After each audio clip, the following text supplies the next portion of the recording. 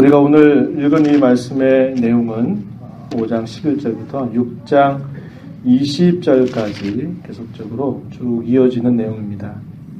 유대 그리스도인들에게 주는 그런 권면의 내용들을 포함하고 있습니다. 이 내용 속에는 유대 그리스도인들에게 예수 그리스도의 제사장의 직분을 쭉 소개하는 과정에서 특별히 멜기세덱의 반차를 따르는 예수 그리스도의 제사장 직분을 쭉 설명하려고 하다가 사도가 계속적으로 그것들을 설명하지 못하고 그 당시에 유대 그리스도인들의 신앙적인 수준들을 생각해 보니까 그러한 내용들을 이렇게 바로 설명해 가는 것이 안 되겠다 이런 생각을 하게 됩니다.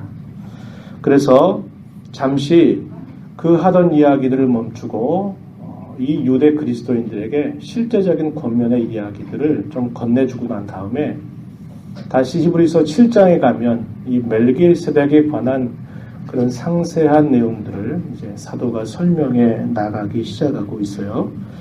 그래서 오늘 우리가 읽은 이 본문의 내용은 실제적인 권면의 내용에 해당되는 부분인데 그 내용들은 우리가 지난 시간에 살폈던 히브리서 5장 11절부터 14절 이 내용에서는 책망에 대한 내용들이 소개가 되고 있습니다. 왜냐하면 사도가 쉽게 그 내용들을 계속 설명하지 못하고 아직도 그러한 내용들을 제대로 이해하지 못하는 영적으로 성숙하지 못해 있는 당시의 성도들을 향해서 안타까운 마음으로 책망하는 이야기들이 5장 11절부터 14절까지 이렇게 표현이 되어 있고요. 오늘 우리가 읽은 6장 1절부터 8절 내용에서는 엄숙한 경고의 내용들이 덧붙여지고 있습니다. 좀 더 자세하게 나누어 보면 6장 1절부터 3절 내용에서는 짧은 권면의 이야기를 하고 4절부터 8절 이런 내용에서는 아주 엄중하게 경고를 하는 그런 내용들이 포함되고 있다는 겁니다. 그래서 오늘 우리가 살펴보게 되는 부분은 짤막한 또 한 번의 권면의 내용 그리고 이어서 엄중한 경고의 내용들이 소개되고 있는 본문임을 우리가 보게 되는 겁니다. 먼저 본문을 좀 나누어서 생각을 해보면요. 1절부터 3절의 내용에서 먼저 살펴보면 먼저는 앞에서 책망했던 내용들 5장 11절부터 14절까지 책망을 했던 사도가 짧은 그런 권면의 말을 덧붙여 주고 있습니다. 그 권면의 내용의 핵심은 뭐냐? 성숙한 신앙으로 나아가라고 하는 겁니다. 그 내용들을 조금 더 살펴보면 자, 먼저 지난번에 바로 앞에서 사도가 유대 그리스도인들을 향해서 책망했던 그 내용들 그리고 책망했던 그 이유가 무엇인가 다시 한번 좀 생각을 해보는 것이 필요할 것 같아요.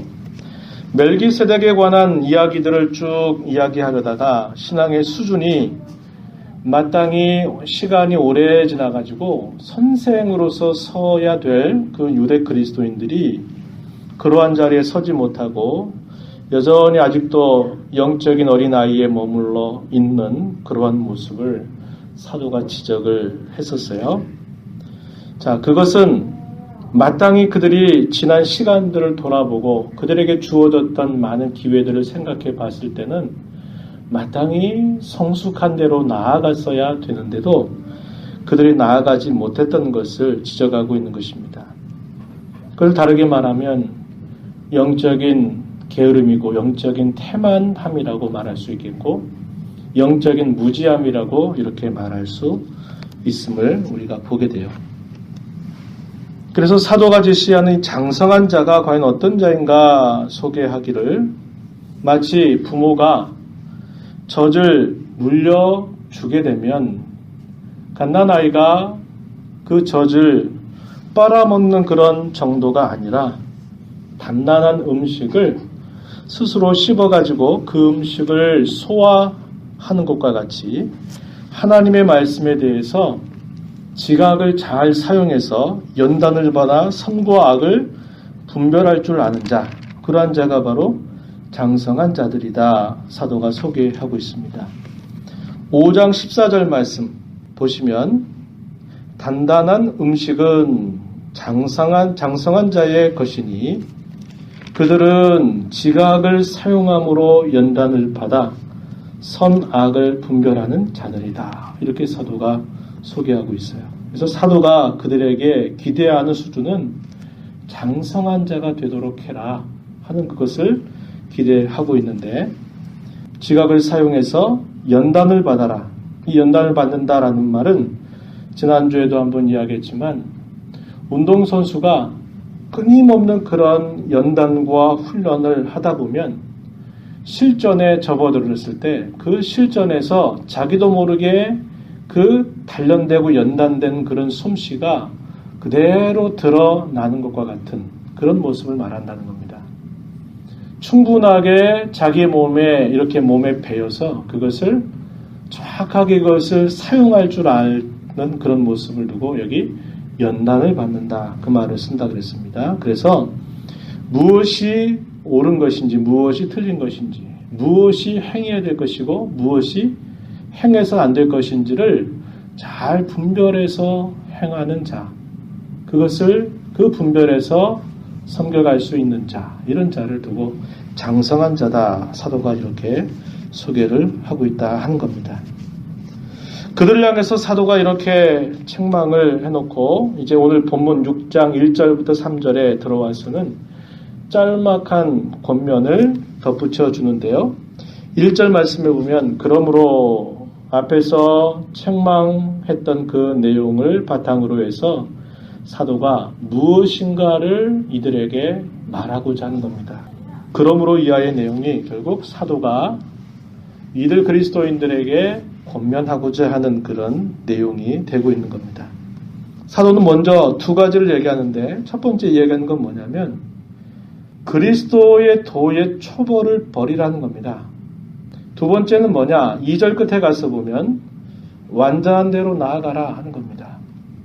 결국 한마디로 말하면 장성한 자가 되라 하는 것을 권면하고 있는 이야기죠.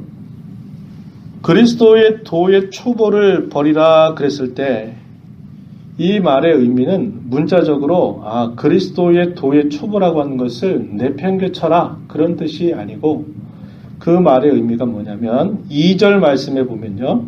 교훈의 터를 다시 닦는 것. 그러니까 이 말은 교훈의 터에 항상 머물러서 그 일만 계속 반복하고 있는 것. 이제는 그렇게 하지 말아라 하는 말입니다. 건축을 하고 있잖아요. 그죠? 우리 예배당 옆에 건축을 하고 있는데 건축 물을 지으려고 하면 가장 먼저 하는 게 기초공사가 되겠죠? 기초공사를 하는데 땅을 파고 거기에다가 튼튼한 기초를 세워놓고 세우고 난 다음에는 뭘 해야 합니까? 기둥을 세워가는 거잖아요. 기둥을 세워서 멋진 건축물을 만들어가게 돼 있어요. 그런데 자 기초공사는 오랫동안 해가지고 터는 계속 닫고 있는데 터만 계속 닫고 있고 거기에 머물러 있게 된다면 건축물이 아주 흉물이 되고 말 것입니다. 지금 사도가 말하고 있는 게 뭐냐면 터를 버리라 하는 게 아니라 그 터에 계속 머물러 있지만 말고 그 터 위에다가 계속적으로 아름다운 건축물을 지어가도록 해야 된다라고 이렇게 말하고 있는 겁니다.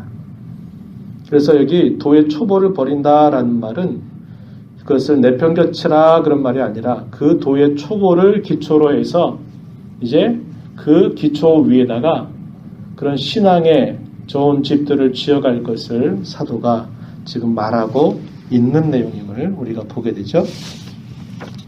자, 그러면 이 교훈의 터가 과연 뭘까라고 말할 때 오늘 본문에 보게 되면 하나하나 생각해 보면 6가지 정도가 소개가 되고 있습니다. 예를 들면 1절 가서 한번 보세요. 1절 보면 죽은 행실을 회개함, 하나님께 대한 신앙, 세례들, 안수, 죽은 자의 부활, 영원한 심판, 6가지를 이렇게 하나하나 소개를 해주고 있다는 겁니다. 경우에 따라서는 이것을 6가지로 보지 않고 또 4가지로 보기도 합니다. 예를 들면 회개와 신앙, 그리고 부활과 심판, 이렇게도 보는 겁니다.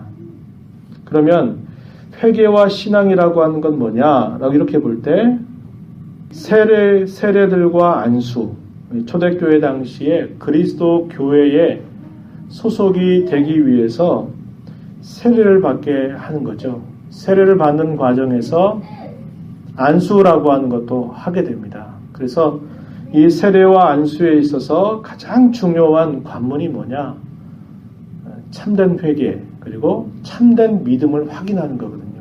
그래서 회개와 믿음 혹은 신앙, 그리고 부활과 심판, 이렇게 해서 네 가지로 이것을 보기도 한다는 겁니다. 여기서 말하는 회개는 일평생 동안 계속하는, 죽을 때까지 우리가 늘 힘써야 되는 회개를 말함이 아니고, 여기서는 진정한 단번에 이루어지는 회개, 삶의 방향을 바꾸고 그의 의지가 바뀌고 그의 생각이 바뀌고 그의 마음이 바뀌는 것을 뜻하는 그런 의미에 가깝습니다. 단회적인 참된 회개를 뜻하고, 여기서 말하는 신앙도 참된 믿음이죠. 예수님을 자신의 구원자로 받아들이는 그런 참된 믿음 혹은 신앙, 이것을 뜻하는 말입니다. 그래서 세례를 주거나 할 때에 가장 중요하게 확인하는 것이 이 사람이 진실로 자기의 이제까지 살아왔던 삶을 이것이 잘못된 줄로 알고 이것이 죽은 행실인 줄 알고 내가 이제 새롭게 살아가겠다고 하는 그런 진정한 다짐과 돌이킴을 확인하는 것이고, 그가 그리스도를 향한 그의 신앙이 진실하고 참된가를 확인하는 일을 통해서 그런 절차들이 확인이 되게 되면 이제 세례를 통해서 그들이 그리스도의 교회에 입회, 그리스도의 교회에 들어오게 되는 그런 것을 뜻한다라는 겁니다. 그래서 이 회개와 신앙이야말로 복음 전체의 가장 중요한 기초, 터가 된다라는 것을 우리가 알게 되고요. 이 부활과 심판이라고 하는 것은 장차 그리스도의 재림과 함께 이루어지게 될 그 일들로서 믿는 자로서 끊임없이 계속적으로 바라보고 또 소망하고 인내하고 하면서 끝까지 우리가 도달해야 될 그런 목표에 해당되는 부분이 되고 있다는 겁니다. 그래서 이것은 우리가 그리스도인으로서 우리의 생에 다 할 때까지 끊임없이 잊어서는 안 되고 노력해야 되는 우리 모든 신앙의 궁극적인 목표에 해당된다는 거죠. 저와 여러분이 이렇게 신앙의 걸음을 걸어가면서 저와 여러분이 가장 끝에 도달하게 되는 그 종착점, 그 끝, 그게 뭡니까? 바로 그리스도의 재림이고 그분의 재림과 함께 이루어지게 될 온전한 부활, 그리고 심판을 통해서 영원한 그런 영생의 복락을 누리게 되는 것이 우리가 이 땅에 살면서 가장 목표점으로 두고 살아가는 우리의 신앙의 모습이어야 된다 하는 것을 우리에게 가르쳐주는 거죠. 사도는 이렇게 그리스도의 도의 초보에 머물지 말고 이제는 더 완전한 대로 나아가라, 이렇게 권면하고 있는 겁니다. 아까 말씀드린 것처럼 기초공사만 튼튼하게 해놓고 거기에 머물러 있는 게 아니라 그 튼튼한 기초공사를 잘 다져놓고 그 위에다가 이제 필요한 건축물들을 계속적으로 세워가라고 하는 말을 이렇게 표현하고 있는 거죠. 여기 완전하다라는 말의 의미는 뭐냐면 히브리서 5장 14절 가운데 표현한 말 중에서 장성하다, 장성한 자라고 할 때 이 장성함과 같은 의미를 가지고 있는 표현입니다. 그래서 완전하다라는 말은 문자적으로 아무런 흠이 없고 완벽하다, 이제 그런 의미라기보다는 우리의 신앙이 장성한 자로 자라가는 그 모습을 여기 완전한 것으로 사도가 표현하고 있다 하는 것입니다. 또 다르게 말하면 이게 뭘까요? 성숙함이라는 겁니다. 신앙의 성숙함을 이렇게 향해서 나아가야 된다. 그러나 기초를 배제할 수 없는 거죠. 기초 없이 그 위에 건물을 지어갈 수 없는 것처럼 우리 신앙에 있어서 이런 중요한 그런 내용들을 잘 다지고 그 위에서 계속적으로 우리의 신앙의 집을 잘 지어가야 될 것을 사도가 권면하고 있다 하는 겁니다. 하나님의 말씀에 대한 깊은 지식, 우리의 믿음이 대단히 깊은 그런 모습, 또 죄에 대해서는 철저하게 회개하는 그런 자세, 우리의 날마다 변화되어가는 우리의 삶의 변화, 또 하나님의 귀한 은혜를 날마다 더욱더 깨달아가는 그런 모습들, 그리스도의 가르침을 온전하게 순종하고 행하는 그런 모습, 그리스도를 아는 지식을 끝까지 어떤 상황과 형편들 속에서도 흔들리지 않고 견고하게 붙잡는 것, 이런 것들이 결국 우리의 신앙의 성숙함이요, 우리의 신앙의 장성함이고 완전한 대로 나아가는 우리의 신앙의 모습임을 우리는 생각해 볼 수 있는 것입니다. 사도는 이렇게 말을 하고 난 다음에 3절에서 뭐라고 말하냐면 하나님께서 허락하시면 우리가 이것을 하리라 이렇게 말합니다. 우리가 이렇게 도의 초보, 기초를 잘 다지고 난 다음에 완전한 대로 나아가는 일에 있어서 가장 중요한 일은 하나님께서 이 일들을 우리에게 해주신다라는 사실입니다. 우리의 신앙의 참된 진보를 이루는 데 있어서 가장 중요한 것은 하나님께서 도와주셔야만 된다라고 하는 것을 말하면서 이 말이 잘못 오해가 되면 하나님이 그렇게 안 해주시니까 나는 이 상태에 머물러도 되겠구나 이런 뜻이 아니고 하나님을 바라보고 의지하면서 더 분발해서 더 열심을 다해서 우리의 신앙이 성숙한 대로 나아가야 된다라는 것을 사도가 이 말씀을 통해서 권하고 있다는 겁니다. 하나님의 은혜를 제대로 모르는 사람은 어떻게 생각할까요? 하나님의 은혜를 안 주셔서 나 이렇게밖에 못 산다. 나는 이렇게밖에 못한다. 그래서 그 핑계를 하나님 앞에 대는 사람이죠. 그러나 하나님의 은혜를 바르게 아는 사람은 그 은혜를 알기 때문에 내가 더욱더 그 신앙의 열심을 늘 위해서 분발하고 애를 쓰고 늘 그 신앙에 안주하지 않고 앞을 향해서 언제든 나아가려고 하는 그런 자세를 갖는 겁니다. 이게 하나님의 은혜를 제대로 아는 사람의 마땅한 모습임을 우리는 잊어서는 안 되는 것이죠. 자, 사도는 이렇게 간단하게 권면의 말을 이렇게 하고 난 다음에 또다시 이제 엄중한 경고를 덧붙여 주는데요. 그것이 4절부터 8절까지 쭉 이어지고 있습니다.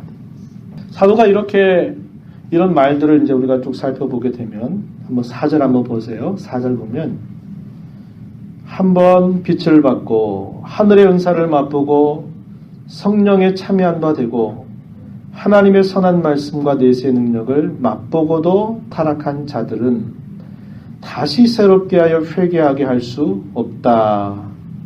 이렇게 표현했죠. 굉장히 엄숙하게 하는 경고의 이야기입니다. 근데 사도가 이런 표현들을 사용하고 있을 때 사도는 처음부터 아예 그리스도 밖에 있는 사람들을 향해서 이렇게 표현하고 있는 게 아니라고 하는 거예요. 그리스도 교회 밖에 있는 사람들에 대해서는 이런 표현을 할 필요가 없어요. 사도가 지금 말하는 것은 그리스도의 교회에 속해 있어서 그 어느 누구도 의심할 수 없을 만큼 그럴 정도로 진짜 신자답게 보이는 그러한 이들을 사도는 여기서 제시하면서 당시 이 말씀을 받는 유대 그리스도인들에게 엄숙하게 경고하고 있다는 겁니다. 진짜 신자 같은, 그래서 누구도 의심할 수 없을 만큼 아주 분명한 그런 경우라 할지라도 조심해야 된다는 거죠. 그러고도 타락할 수 있다는 겁니다. 그렇기 때문에 당시 고난과 박해의 시대를 살고 있는 그리스도인들이 고난받고 박해받는 것, 어려움을 당하는 것 때문에 자신들이 그리스도를 믿는 신앙에서 벗어나서 다시 유대교의 신앙으로 돌아가고 그리스도를 향해서 배교하는 그러한 신앙인의 모습을 절대로 가지 말 것을 엄숙하게 이런 말을 통해서 경고하고 있는 겁니다. 여기 보면 몇 가지가 소개되고 있어요. 하나하나 한번 세보면, 자, 4절에 한번 보세요. 빛을 받았다. 하늘의 은사를 맛보았다. 성령에 참여한 자가 되었다. 하나님의 선한 말씀을 맛보았다. 내세의 능력을 맛보았다. 몇 가지입니까? 네, 5가지입니다. 5가지. 이 5가지의 경우를 하나하나 소개해 주고 있는 거예요. 한 번 빛을 받았다. 이런 표현이 있는데요. 실제로는 유대인들 같은 경우에, 그리스도인이 아닌 유대인들 같은 경우도 그들 자신들을 스스로 우리는 빛을 받은 사람이다 라고 이렇게 공적으로 말했었습니다. 예를 들면 로마서 2장 17절 이하의 말씀을 보게 되면 유대인들도 그런 표현들을 사용했다 이 말이죠. 하늘의 은사를 맛보았다 라고 말할 때 이 하늘의 은사, 하늘에 속해 있는 그런 은사를 경험했다 이렇게 표현하는 말이죠. 누구든지 그것을 쉽게 그렇게 경험할 수 있는 바가 아닌 겁니다. 그러나 그렇게 맛보는 그런 경우일지라도 아닐 수 있다 이렇게 말하는 거예요. 또 성령에 참여한 바 되고 라고 하는 표현을 사도가 사용하는데 여기서 성령에 참여한 바가 됐다라고 했을 때 성령께서 그의 안에 떠나지 않고 거하신다라는 그런 의미가 아니라 그들을 성령께서 도구로 사용하셨다라는 말이죠. 그런 경우들은 우리가 성경을 통해서 이렇게 살펴볼 수 있는 거죠. 도구로 쓰임은 받지만 그러나 정작 상관이 없어지는 그런 경우가 있는 부분입니다. 건물을 이렇게 지어가면서 이렇게 이제 앞으로 계속 지어가게 되면 본 건물을 세우기 이전에 그 옆에다가 항상 뭐를 세우잖아요. 그 뭐라 그러죠? 우리말로는 비계라고 그러죠. 비계. 일본말로는 아시바란 말을 써요. 잘하십니다. 아시바란 말을 쓰는데 아시바 역할이 뭐예요? 건물을 세워가기 위해서 아시바라고 하는 것 혹은 비계라고 하는 것을 이렇게 외형으로 이렇게 튼튼하게 지어 놓잖아요. 그래가지고 건물을 계속 짓는 동안에 그 아시바를 계속 철거하지 않고 씁니다. 그러다가 이제 건물이 거의 완공이 되게 되면 어떻게 합니까? 그 아시바들은 다 치워내는 거예요. 왜? 그게 계속 남아있으면 건물이 완공이 될 수가 없는 거죠.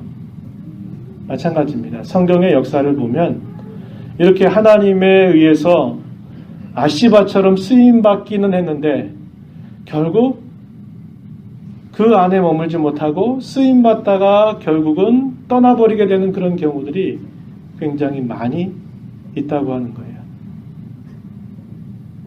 그런 경우에는 뭐 어떻습니까?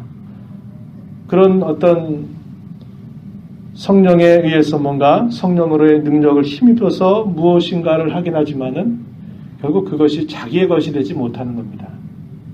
이런 경우들을 뜻하는 그런 의미라고 볼 수 있겠고요. 계속해서 하나님의 선한 말씀을 맛보았다. 복음의 교훈이나 그 복음의 약속들 가운데서 자신들에게 큰 위로가 위로가 되고 소망이 되는 그런 말씀들의 어떤 것을 경험도 하고 그 달콤함을 맛은 보긴 하지만 그러나 그 말씀에 의해서 지속적으로 열매를 맺어가지 못하는 그런 경우들도 역시 있다는 것이죠. 예수님의 비유 가운데서 씨 뿌리는 비유를 우리가 생각한 적이 있었죠. 마태복음 13장에 보게 되면 그 말씀을 받는 사람들의 4가지의 모습을 밭의 비유를 통해서 예수님이 설명하신 부분이 등장합니다. 그렇죠? 길가에 부러진 경우에는 그 생명의 말씀이 밭에 심어지기도 전에 새가 마치 씨앗을 쪼아 먹어버리듯이 사단이 그 말씀이 아예 그의 가슴속에 새겨지지 않도록 아예 그 말씀을 빼앗아가는 경우를 그렇게 설명했어요. 그러나 그 다음에 예수님이 제시하는 경우가 어떤 거였습니까? 돌짝밭이 등장하죠. 돌짝밭. 이렇게 토양이 깊지 않고 돌이 많이 깔려있는 그런 밭에 씨가 우선적으로는 그 씨가 그 밭에 안에 스며들어서 싹이 나고 조금 자라가게 되지만 그러나 거기에 돌이 많아서 결국 자라지 못해서 말라 죽게 되는 그런 경우도 있다는 겁니다. 그분에 대해서 예수님께서 설명하시죠. 하나님의 말씀을 기쁨으로 받았다. 그런데 재리와 유혹과 여러 가지 그런 어려움들 때문에 걸려 넘어지는 자다. 이렇게 예수님께서 설명하신 바가 있었죠. 또 가시떨기 위에 떨어진 경우, 그런 경우도 있고, 그래서 결국 그런 모든 경우들이 하나님 말씀이 그의 심령 속에 어떻게 작용하고 있는가를 예수님이 씨 뿌리는 비유를 통해서 설명하는데, 아예 그냥 길가밭같이 아예 들어가지 않는 경우가 있지만 그 씨앗이 사람의 마음속에 스며들어서 어떤 역사가 일어나고 어떤 체험이 일어나긴 하는데 그것이 결국 열매로 맺어지지 못하게 많은 그런 경우들이 있다는 거죠. 여기도 그런 의미에 굉장히 가까운 그런 표현을 사용하고 있는 겁니다. 마지막 내세의 능력을 맛본다라는 표현들을 사용하는데, 예를 들면 바울 사도가 예수 그리스도의 복음을 증언하고 자기 자신을 비워하는 과정에서 이 벨릭스라고 하는 총독이 이 바울 사도가 하는 말을 듣고는 두려움을 갖게 됩니다. 뭐에 대한 두려움을 갖게 되냐면 심판에 관한 그런 교훈들을 그가 들으면서 그 말을 굉장히 두려워했었다라고 이렇게 소개합니다. 사도행전 24장 거기에 표현이 되고 있는데요. 그러나 그것이 그의 심령 속에 그 내세에 대한 두려움 때문에 그가 결국 예수 그리스도를 구주로 받아들였느냐? 그렇지 않죠. 나중에 다시 이야기하자 이렇게 해놓고 이렇게 또 돌려보내는 그런 부분들을 우리가 보게 된다 이 말입니다. 그래서 이런 경우들 같은 경우는 대단히 특별한 그런 체험이고 은혜에 해당되는 그런 부분이긴 하지만, 그래서 어느 누구도 그것을 의심할 수 없을 정도로 참신앙의 면모를 보여주는 하지만, 그러나 그럼에도 불구하고 여전히 그것만으로는 온전하지 못하다라는 것을 우리에게 가르쳐 주고 있는 겁니다. 이렇게 5가지 정도를 이렇게 경험하고 체험한 사람들도 타락할 수 있습니까? 이렇게 말하면 그럴 수 있다고 사도가 대답하고 있는 겁니다. 사실 여기서 제시되고 있는 이 5가지 모습들만을 볼 때는 진짜 누가 참된 그리스도의 교회에 속해 있는지 그렇지 않은지를 도무지 알 수 없다는 겁니다. 그런데 가장 중요한 그 갈림길이 뭐냐면 마지막이라는 겁니다. 마지막이 어떠냐에 결국 갈림길이 놓여 있는데, 그 마지막은 결국 그러한 은혜들을 다 체험하고 경험하고 했지만 결국 그럼에도 불구하고 결국 그들의 그 신앙의 선에서 되돌아선 자들, 다시 말해서 타락한 자들의 경우가 있음을 사도가 말하고 있는 겁니다. 당시 많은 유대 그리스도인들이 로마 제국에 의한 그런 박해를 받았고, 그렇지 않아도 이방 사회 속에서 그들이 살아가면서 사람들에게 환영받는 게 아니라 따돌림을 당하는 그런 삶을 그들이 살고 있었을 뿐만 아니라, 한편으로는 공갈과 협박으로 그들의 신앙을 벗어날 것을 강요했고, 또 어떤 경우에는 아주 달콤한 그런 회유, 달콤한 어떤 것들을 제시하면서 그들의 신앙에서 돌이키게 하는 일들을 끊임없이 한다는 겁니다. 그러한 유대 그리스도인들에게 엄숙하게 사도는 경고함으로써 절대로 그 신앙에서 돌아서서는 안 된다라는 것을 아주 힘을 주어서 이런 엄숙한 경고를 통하여 그들을 이야기하고 있는 것이죠. 우리나라 옛날 6.25 동란이라든지 일제시대 같은 경우에도 우리 앞선 신앙의 선배들도 그런 경우들이 있었잖아요. 예수님을 믿는 그 신앙 때문에 막 박해하고 또 공갈하고 협박해서 사람을 죽이는 일도 있고, 또 한편으로 어떤 일도 합니까? 당근을 주는 거죠. 너 이거 하나만 하면 너 좋은 것들 주겠다고 이렇게 약속하면서 한편으로는 채찍을, 또 한편으로는 당근을 주면서까지 많이 회유하고 그들을 신앙으로 돌아서게 하려고 하는 이런 일들이 참 많았던 그런 시대였음을 우리가 기억하고 있어요. 당시 초대교회 당시에 이 유대 그리스도인들이 그러한 삶 속에 젖어 살고 있었기 때문에 사도는 엄숙하게 아주 힘을 주어서 끝까지 그 끝에 가는 그 걸음이 결국 중요하다는 거예요. 마지막이 과연 어떻게 되는가 하는 것이 중요하다라는 것을 사도가 말하면서 계속적으로 그들이 받은 그리스도에 대한 신앙으로부터 멀어지지 말고 그 신앙 부여잡고 살아갈 것을 사도가 힘주어서 가르쳐주고 있는 겁니다. 이렇게 5가지의 특별한 경우를 체험하고도 타락한 자들이야말로 그들은 다시 자기 자신들을 새롭게 해서 회개할 수가 없다라고 사도는 말하고 있습니다. 6절로 한번 가서 보세요. 6절. 타락한 자들은 다시 새롭게 하여 회개하게 할 수 없나니 그 이는 그들이 하나님의 아들을 다시 십자가에 못 박아 드러내놓고 욕되게 하였기 때문이다 라고 이렇게 말해서 그들에게는 또다시 돌이킬 수 있는 그런 기회, 회개라고 하는 기회가 절대로 주어지지 않는다. 이렇게 말하고 있는 것입니다. 본문 7절과 8절의 내용에서는 사도가 비유를 하고 있는 거예요. 비유.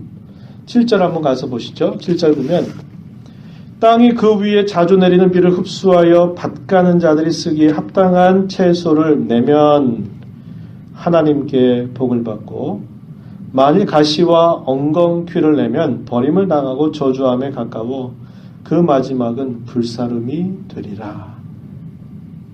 2가지의 갈림길 외에는 없음을 분명하게 말하고 있는 겁니다.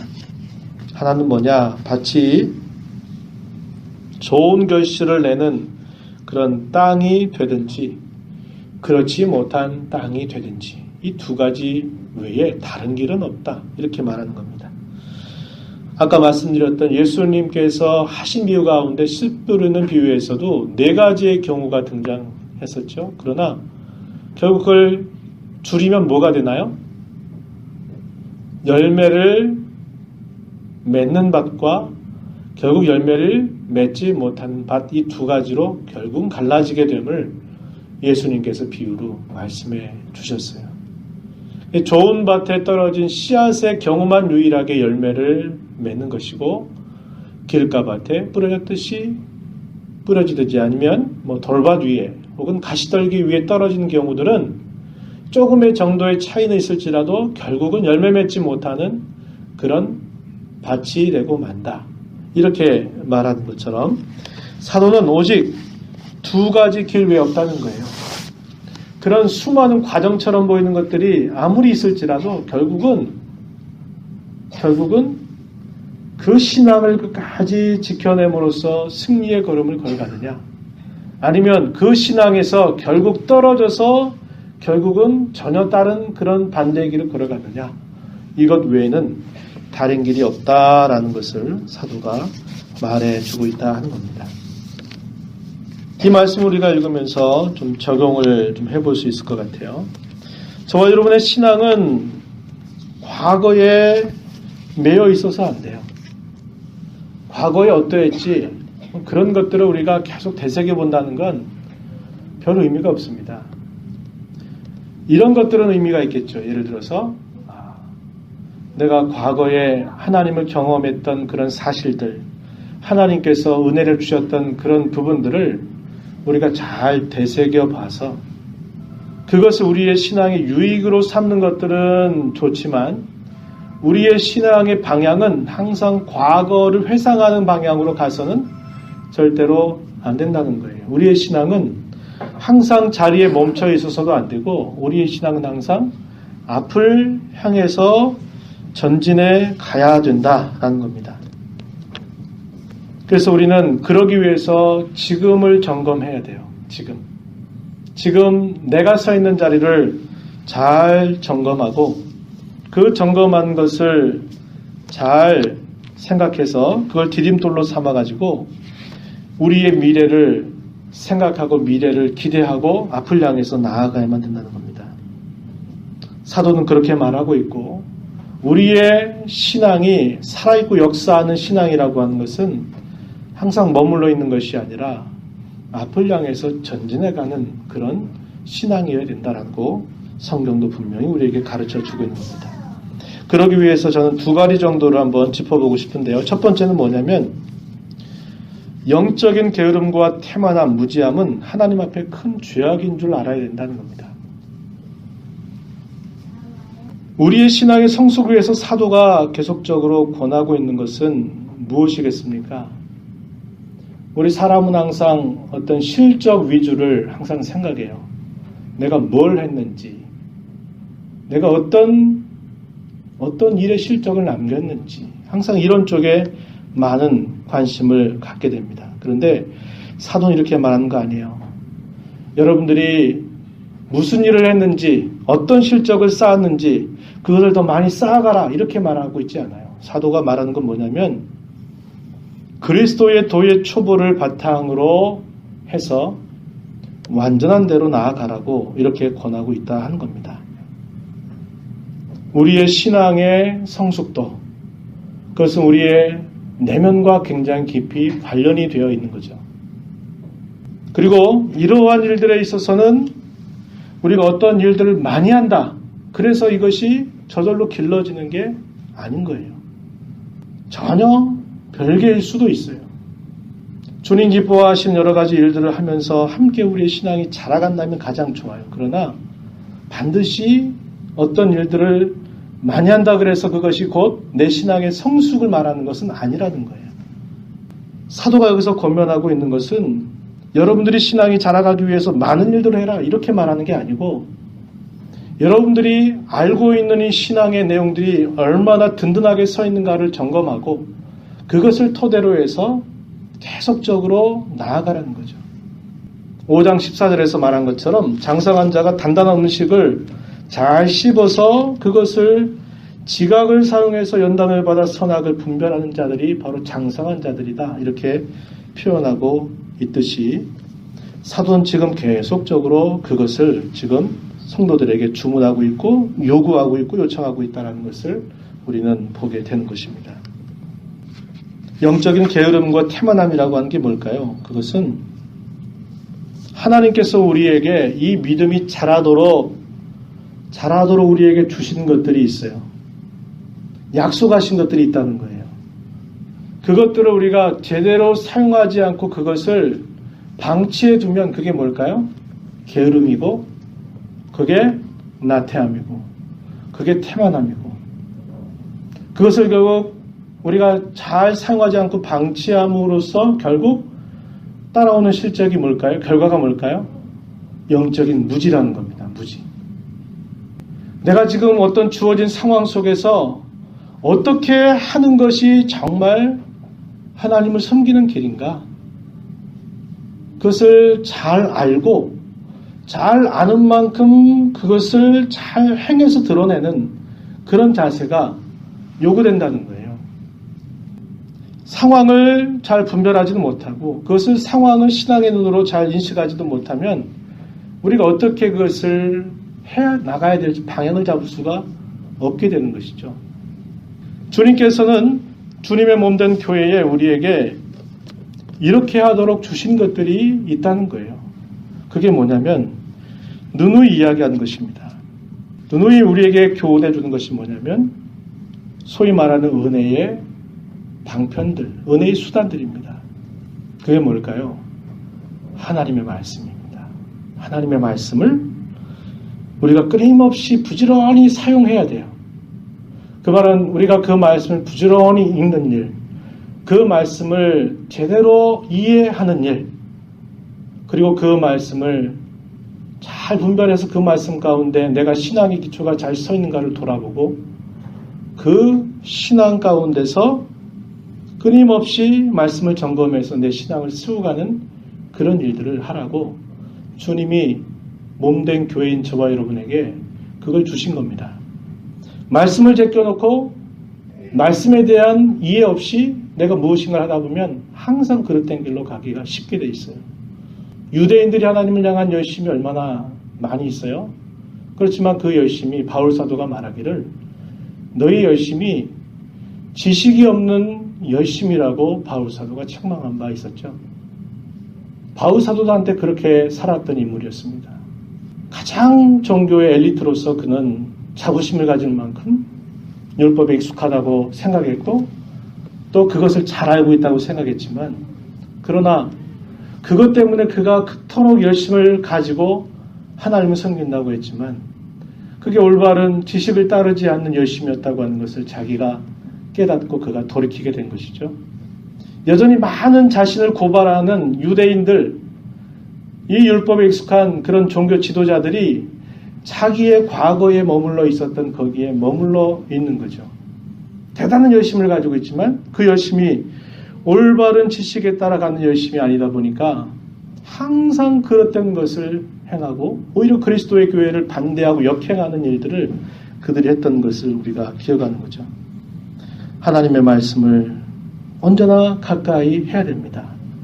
그리고 그것은 앞에서 사도가 말한 것처럼 그저 목회자가, 목사가 다 음식을 만들어가지고 입에 싹 넣어주면 그때 비로소 씹는 그런 모습 말고 여러분들이 각자가 그 말씀을 깊이 묵상하고 또 생각하고 되새기고 그걸 통해서 어떻게 그 말씀을 내 삶 속에서 내가 그것을 찾아서 순종하며 갈 것인가를 돌아보고 그 말씀 앞에서 내가 어땠는가를 늘 점검하고 음식을 여러분들이 이렇게 씹어가면서 지각을 사용해서 그것을 부지런히 그 말씀을 여러분의 삶 속에 내가 처해 있는 현실 속에 그 말씀을 제대로 잘 적응해서 그 말씀에 의지해서 살아가는 자가 되어야 된다는 겁니다.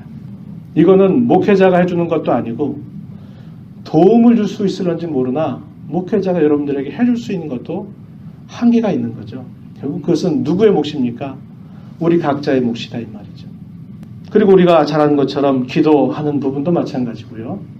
또 주께서 우리에게 주신 그런 성례라고 하는 것, 이 세례나 성찬에 우리가 늘 믿음으로 참여하는 이런 일들도 역시 뭡니까?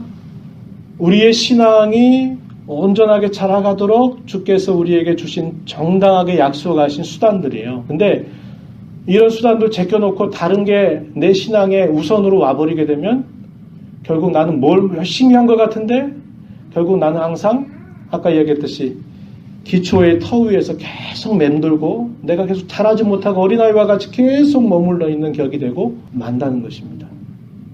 그럼 결국 주께서 나중에 뭐라고 평가하실까요? 예, 제가 이런 일을 많이 참 했는데요. 예수님 많이 했는데요. 그렇게 말한들 네가 태만한 거다. 내가 너희에게 주었던 그 소중한 것들을 왜 부지런히 사용하지 않고 그건 제껴두고 그랬느냐라고는 책망을 하시게 될 것입니다. 마태복음 7장 21절 이하에서 그날에 많은 사람들이 나에게 와가지고 내가 주님의 이름으로 선지자 노릇도 하였고 귀신도 쫓아내고 병도 고쳤습니다. 라고 말할 것이나 내가 분명하게 그때 말할 것이다. 뭐라고 그런다 그러셨습니까? 불법을 행하는 자들아 나를 떠나가라. 나는 너를 도무지 알지 못한다. 이렇게 밝히 이야기하겠다고 예수님께서 말씀하셨어요. 이 불법이라고 하는 게 뭐예요? 하나님 말씀을 제껴뒀다 이 말이죠. 그 말씀에 따라서 이것이 옳은지 아닌지를 분별하고 말씀을 따라서 내가 행해야 될 것인지 내가 말해야 될 것인지 아니면 행하지 말아야 될 것인지 말하지 말아야 될 것인지를 잘 분별해서 그 일들을 해야 되는데 그걸 하지 않게 될 때 그렇게 예수님께서 말씀하실 것이라고 우리에게 엄숙하게 이야기하고 있는 것입니다. 결론은 그것입니다. 주님께서 저와 여러분에게 주신 것들을 부지런히 잘 사용하자는 거예요. 거기에 가장 핵심 뭐냐? 하나님 말씀이에요. 말씀. 지식적으로 많은 걸 알아가자 그런 뜻이 아니고 그 말씀을 제대로 알고 그 말씀을 제대로 적용하는 일들을 끊임없이 우리가 하는 일에 우리 일생 다하도록 힘을 기울이면서 가야 된다는 겁니다.